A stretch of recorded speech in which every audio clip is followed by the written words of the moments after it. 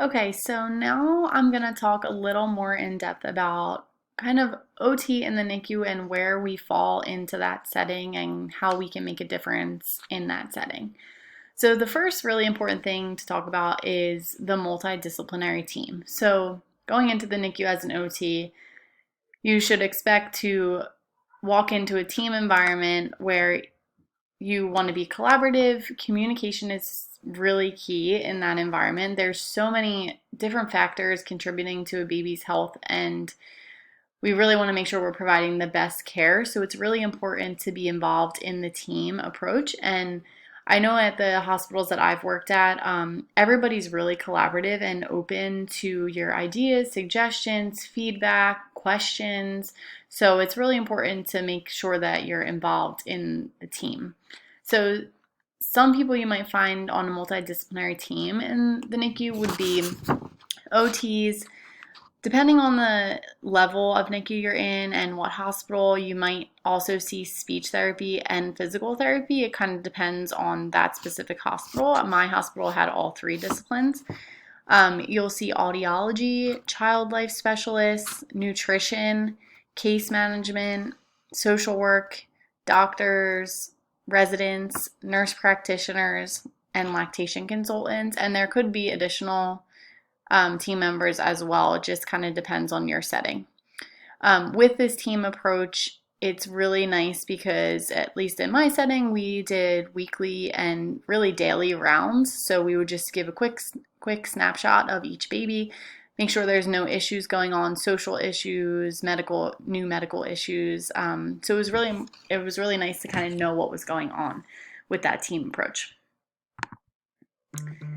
So this is some of the common medical equipment that you'll see in the NICU.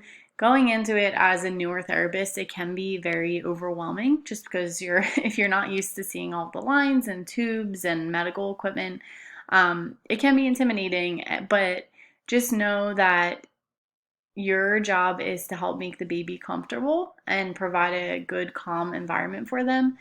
And you shouldn't be intimidated by this equipment. While it is very important to keep track of the monitors and make sure that you're not messing with any of the lines or tubes, you're not going to go in there and pick up a baby and like throw it over your shoulder and be moving it around anyway. So I think it's easy to be careful around this equipment.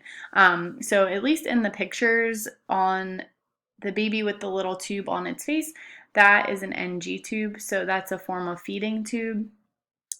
Most probably common thing that you'll see in the NICU is either like an NG tube, and if they're not really progressing with the NG tube, sometimes they'll upgrade them to a G tube, which is a more involved tube that goes into their abdomen and it requires surgery to replace, where the NG tube, it just gets placed down their nose. This baby underneath that one has a pulse ox on its foot, so it's measuring their oxygen levels, and then you can see kind of blurry lines. The three leads that are on its chest are the heart rate monitors. Those are really important to keep track of while you're touching the baby, moving the baby, handling it all. The top right, that is a PICC line. So that's a more involved IV line that goes more directly towards their heart. So you really want to be careful with dislodging them. The babies are so tiny, and a lot of times they're hard to get IV access on. So you really want to be mindful of their IVs. The one in the bottom right, that is an umbilical line. So it's more commonly seen on like the fresh newborns that kind of the first day or two after birth, and that is a pretty critical lifeline that's providing all of their nutrients through their umbilical line.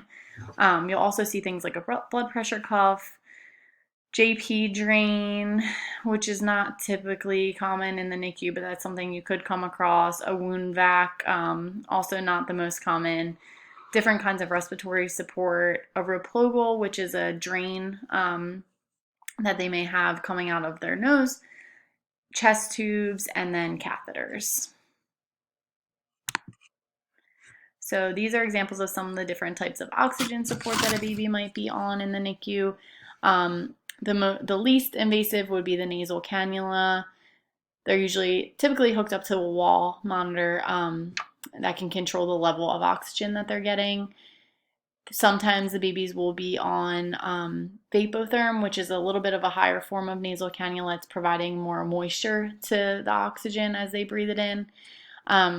They could also be on CPAP, which is continuous positive airway pressure. So it kind of pushes O2 into their lungs, just helping them kickstart their breathing a little better. They could also be on NIPPV, which is non-invasive positive pressure ventilation. They could be on mechanical ventilation, which is the more involved, like you'll hear it called a breathing tube, or they're intubated. And that kind of breathes for the baby to allow their lungs to grow and develop while they're kind of healing. So as you can see, like a lot of these oxygen support types are pretty invasive and uncomfortable for the baby. So you really want to be mindful when you're moving them and just make sure that we're kind of keeping the lines with them and they're not getting any pressure. This baby with the blue oxygen on that has CPAP on, so that continuous positive airway pressure. And we just started using those forms of it recently with the little head strap. And something that physical therapy was a little bit concerned of was it having an effect on their head shape because babies' heads are really moldable when they're that young. So having something with constant pressure can cause flattening. So those you'll see them sometimes in NICU, but they tend to try to stray away from them just so that the head shape is preserved. So some of the common diagnoses you might see in the NICU are congenital heart defects, other heart and breathing disorders, including apnea of prematurity, BPD or bronchopulmonary dysplasia, bradycardia, tachycardia, hydrocephalus, which is swelling in the brain, intraventricular hemorrhage, which is bleeding in the brain, and there are different levels of IVH that we really want to be mindful when moving the baby that we're not causing any more harm than good when we're moving them, especially in the first few hours of life. Jaundice, necrotizing enterocolitis, neonatal abstinence syndrome. Those are the babies that are born addicted to drugs or alcohol. Retinopathy of prematurity, hypoxic ischemic encephalopathy, or you also might hear it called HIE, different muscle disorders, failure to thrive, and hypoglycemia. And these are just like a snapshot of some diagnoses you might see, but there are way more that may cause a baby to be in the NICU. So something people might be wondering is why would OT be necessary in the NICU? I'll let you guys talk it out as a class and maybe you can give Mary some ideas of why you might think that it would be necessary. But we actually have a really big role in the NICU and I love advocating for OT in the NICU because I think it's really important for us to be involved in care with both the baby and their caregivers. So some of the most important things that we as OTs can do in the NICU are providing sensory regulation assistance to the babies, facilitating developmental skills, providing environmental adaptations, which we'll get into a little bit later, providing caregiver education, providing medical team education, and helping with discharge planning. One of the really big things that we look for in the NICU with any kind of handling or during care is infant stress signals. So things that the baby's kind of telling us like, whoa, I don't like what you're doing, or you're causing me stress, or you're causing me pain. So this is a great example of different ways that the babies are doing this. So if you guys want to take a minute to try to identify some stress signals that you might be seeing, and then we'll go on to the next slide and I'll talk a little bit more about them. Some of the more physiologic and autonomic stress cues you might see are color changes, whether it's their face or throughout their body, tachycardia, bradycardia, tachypnea, a decrease in O2 saturations, yawns, sneezes, hiccups, and gags. And some of the more motoric signals you might see are kind of those flailing movements, finger splays, where people think it's cute that they're like waving or something, but it's really a stress cue. Extending their limbs, the stop sign response, arching, facial grimaces, grunts, cries, tongue thrust, and kind of going limp or becoming hypotonic.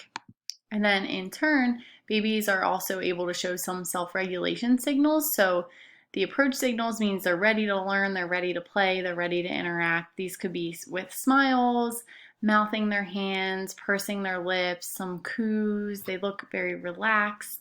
They're quiet, alert. They have smooth body movements and soft, relaxed facial expressions. And then the coping signals where they're like trying to self-regulate but still need a little bit of help. They're kind of warning us. Some sucking, bringing their hands to their face, leg bracing where they're kind of looking for a boundary with their legs. They're sucking on their hand. They might be grasping your finger or fisting or shifting in and out of a drowsy and light sleep state.